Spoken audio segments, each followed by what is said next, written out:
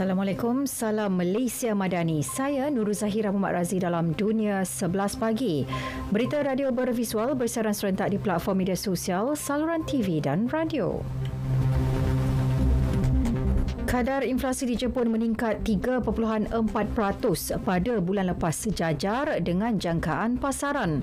Data rasmi menunjukkan angka itu meningkat berbanding 3.1% yang dicatatkan pada Mac dan Februari lalu. Bank Pusat Jepun memaklumkan kenaikan harga pengguna tersebut didorong oleh faktor sementara seperti perang di Ukraine. Sehubungan itu, negara terbabit berpegang pada dasar monetarinya dalam usaha menggalakkan pertumbuhan yang mampan. Amerika Syarikat akan mengenakan sekatan baharu yang lebih tegas dengan menyasarkan bekalan perang Rusia. Perkara itu dinyatakan Pegawai Kanan Pentadbiran Amerika Syarikat pada mesyuarat pemimpin G7 di Jepun. Tegasnya, Washington akan menghadkan secara meluas akses Rusia terhadap barangan penting untuk keupayaan medan perangnya. Kira-kira 70 identiti dari Rusia dan negara lain dilarang daripada menerima ekspor Amerika Syarikat.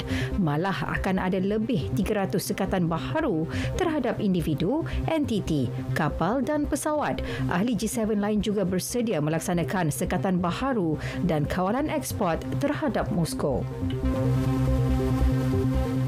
Britain pula akan mengenakan sekatan baharu terhadap sektor galian Rusia merangkumi aluminium, belian, tembaga dan nikel dalam usaha menyekat keupayaan Moskow membiayai perang di Ukraine. Britain juga akan menyasarkan lebih banyak entiti yang terlibat dalam industri ketenteraan Rusia. Komitmen itu disuarakan pemimpinnya pada mesyuarat G7 di Jepun. Untuk rekod, perdagangan belian Rusia dianggarkan bernilai 4 hingga 5 bilion setahun.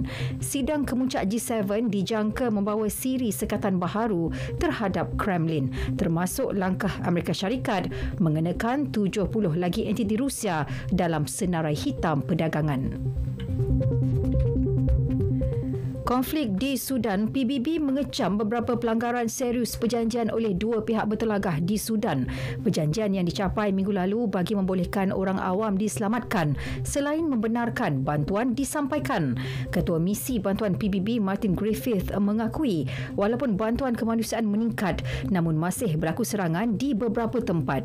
Antaranya serangan ke atas pejabat program makanan sedunia PBB di Khartoum, selain serbuan terhadap gudang milik Badan Amal Doktor Tanpa Sempadan. Sehingga kini konflik di Sudan mengakibatkan hampir 1,000 orang terbunuh, manakala lebih 1 juta penduduk melarikan diri. Angka kematian dalam kejadian banjir yang melanda timur laut Itali meningkat kepada 13 orang. Menurut laporan media tempatan, pekerja penyelamat giat mencari mangsa yang terperangkap akibat banjir di wilayah Emilia-Romagna. Sehingga kini 10,000 penduduk kehilangan tempat tinggal. Banjir turut memusnahkan tanaman di kawasan yang dikenali sebagai dusun negara itu. Pihak berkuasa di Ravenna pula mengeluarkan arahan pemindahan segera untuk 3 lagi kampung yang diancam banjir. Sukan Kejohanan Badminton Piala Sudirman 2023 di China. Skuad badminton negara yang menjuarai kumpulan C diundi bertemu naib juara kumpulan A, Denmark, di pusingan suku akhir hari ini. Saingan bermula pukul 5 petang. Perlawanan suku akhir itu juga akan menyaksikan Korea Selatan berhadapan Taiwan, China menentang Indonesia dan Thailand bertemu Jepun. Sekiranya Malaysia melepasi peringkat suku akhir, skuad negara akan bertemu sama ada Korea Selatan atau Taiwan di separuh akhir. Bola sepak Liga Eropah, Sevilla mengesahkan tempat ke pentas akhir selepas menyingkirkan Juventus 3-2 secara agregat. Dalam aksi timbal balik awal pagi tadi, wakil Spanyol itu menewaskan Juve 2-1. Lawan Sevilla di peringkat akhir nanti ialah AS Roma dari Itali yang mengetepikan Bayer Leverkusen dengan agregat 1-0. Saingan akhir dijadual berlangsung 1 Jun. Sementara itu, West Ham akan menentang Fiorentina pada perlawanan akhir Liga Persidangan Eropah. West Ham mara selepas menang 3-1 secara agregat mengatasi AZ Alkmaar. Kejayaan itu membolehkan skuad bimbingan David Moyes akan bermain pada perlawanan akhir pertama mereka di peringkat Eropah dalam tempoh 47 tahun.